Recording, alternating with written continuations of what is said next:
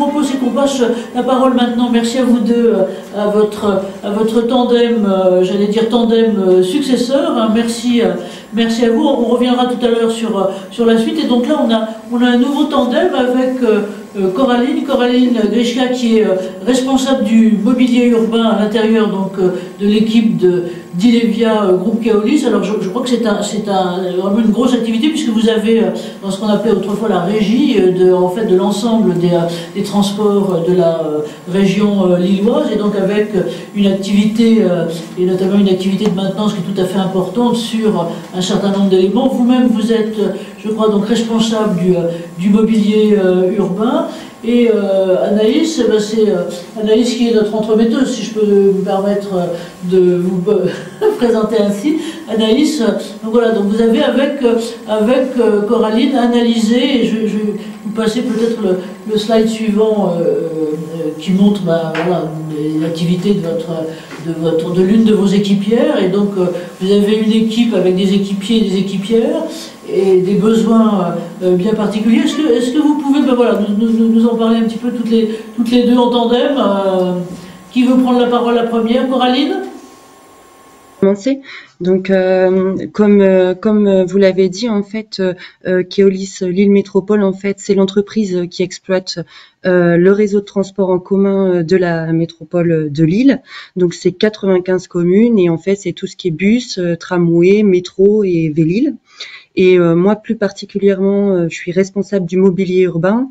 Donc, en fait, on va gérer l'installation et la maintenance des 3500 points d'arrêt qui sont sur ces communes. Donc, on a les abribus, les poteaux d'arrêt et aussi les poteaux provisoires. Donc, c'est ce que vous voyez sur les photos.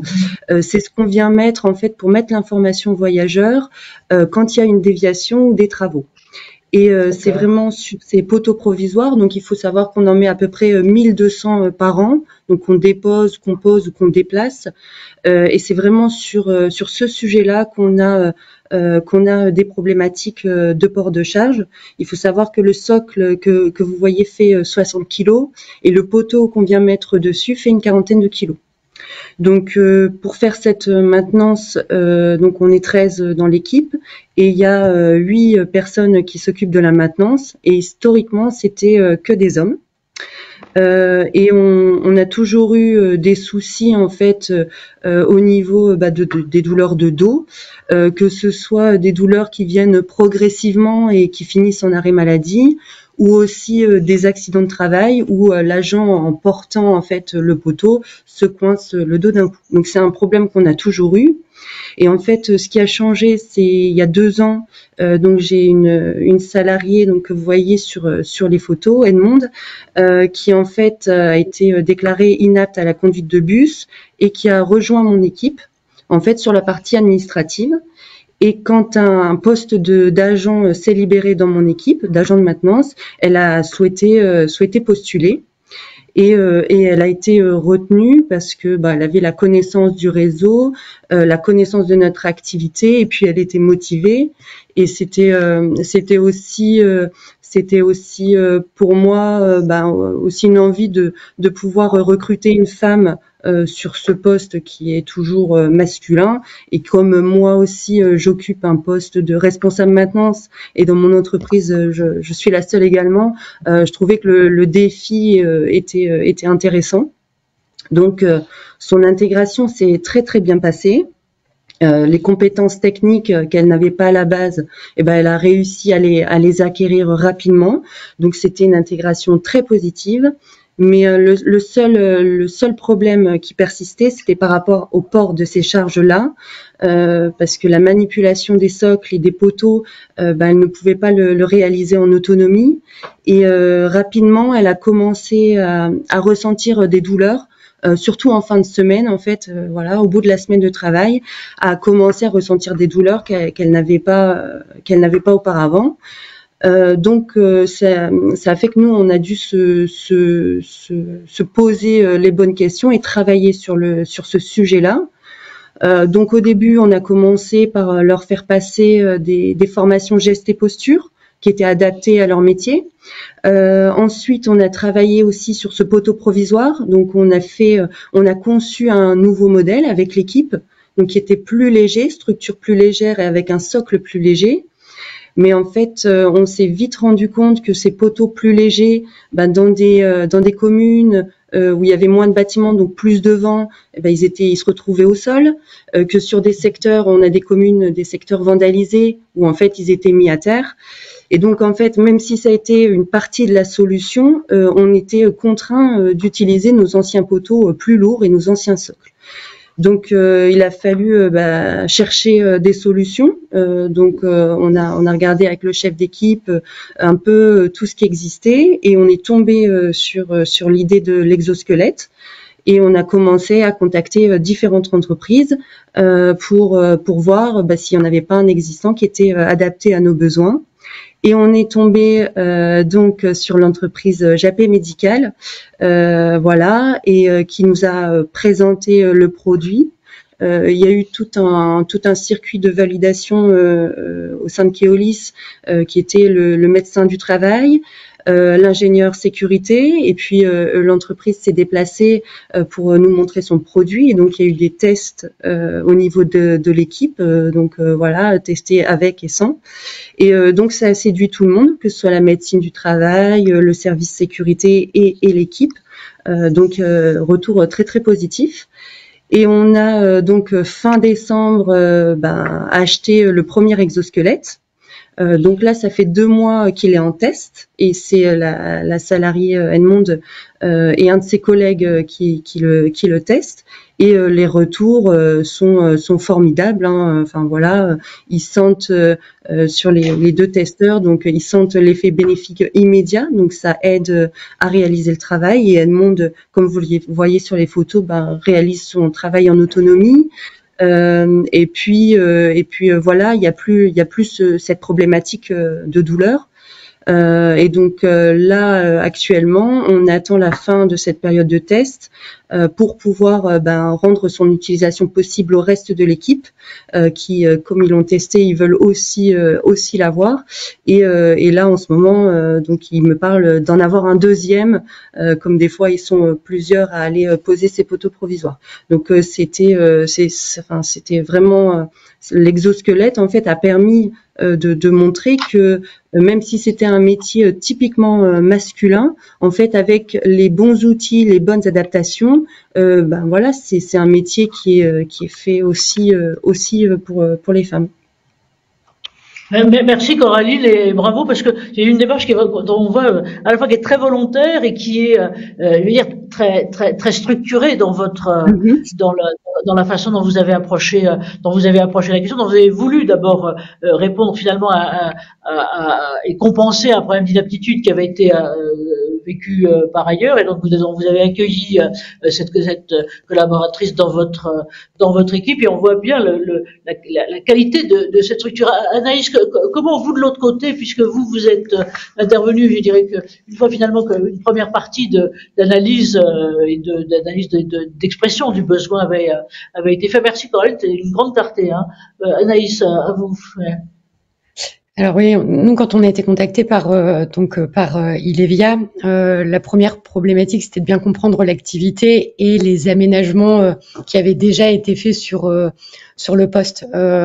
Effectivement, on a parlé Coraline a parlé de l'aménagement ou de nouveaux poteaux, de nouveaux supports, mais il y avait aussi d'autres choses qui avaient été faites avec la mise d'un haillon ou d'un passe-bordure pour éviter de soulever continuellement aussi ces poids qui sont très lourds. Donc il y avait une vraie démarche globale qui avait été réalisée en amont, et on venait chercher en fait une solution d'assistance physique de type exosquelette pour venir en fait épauler sur les contraintes résiduelles qui existaient sur l'activité et qui pour nous étaient primordiales. Ce qu'on a trouvé intéressant aussi, c'est effectivement c'est un métier qui dans l'imaginaire collectif est un métier très stéréotypé, masculinisé, parce que avec des charges lourdes, et bien que moi-même je batte contre ce type de stéréotypes, effectivement, quand je suis arrivée et que j'ai rencontré Edmond qui réalisait l'activité, Au début, je pensais pas qu'elle faisait partie de l'équipe des opérateurs TRIS qui réalisaient la tâche. La démarche, elle est intéressante, c'est qu'on a décidé de pas équiper seulement Edmond, mais que l'exosquelette, il était destiné à réduire les contraintes physiques, les contraintes lombaires pour l'ensemble des opérateurs. Alors forcément, Edmond était davantage volontaire pour intégrer la solution dès sa mise en place, parce que le métier étant physiquement contraignant, elle expérimentait de la fatigue, des douleurs lombaires dues au port de charge.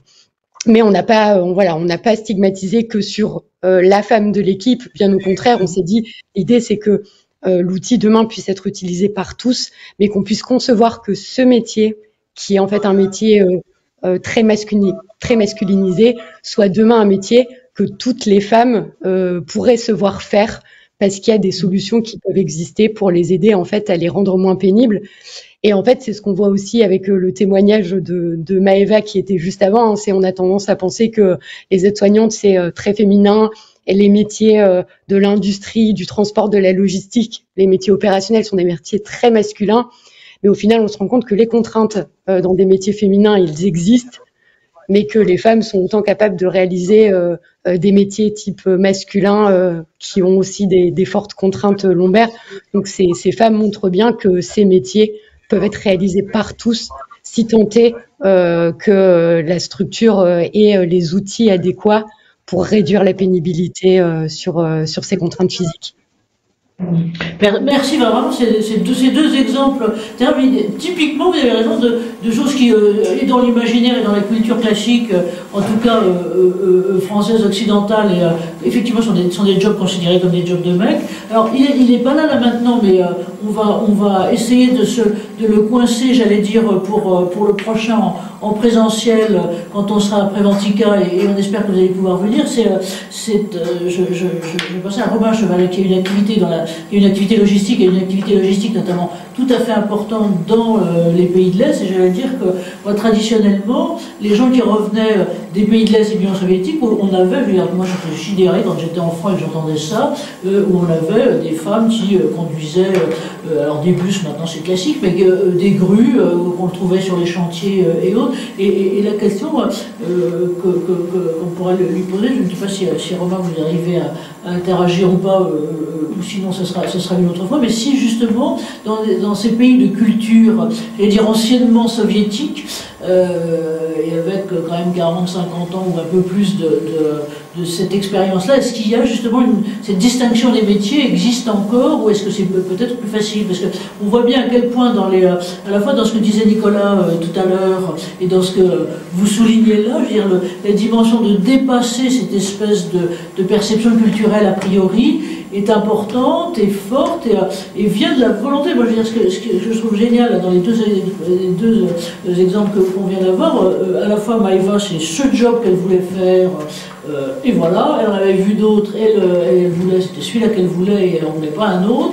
Et là, de la même façon, on voit, Coraline, que vous, c'est votre engagement, j'allais dire, personnel à vous, j'allais dire comme manager, finalement, idem dans un univers plutôt mec, qui avait voulu, tenu et aidé votre Edmond dont vous parlez là maintenant pour développer ça. Je dirais que bravo et bravo à ça. On va reprendre, si vous voulez bien, le débat ensuite, mais donc ce qu'on a bien vu, c'est à quel point ce que vous dites là, le sens du terrain est tout à fait important. C'est d'ailleurs d'analyser finalement les jobs, et non seulement l'analyse, j'allais dire, intellectuelle du job, mais l'analyse concrète. Je veux dire, ce que vous montrez, effectivement, ce qui est la difficulté des transports, et notamment des transports urbains et de tout type de transport, c'est que l'environnement, j'allais dire, l'environnement local interagit constamment, alors avec les crises que ça peut susciter, ou les difficultés qu'il peut y avoir, qui soient effectivement des dégradations ou autres, et que vos intervenants, votre Edmond et je pense ses équipiers de la même façon, ont à intervenir finalement dans des univers constamment incertains.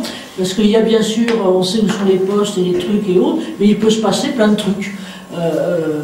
Il peut se passer plein de choses, et c'est peut-être aussi une question qu'on aura à voir tout à l'heure, c'est comment on peut encaisser, j'allais dire, l'incertain en plus quand on a un exosquelette sur le dos. Alors merci à vous et à toutes les deux.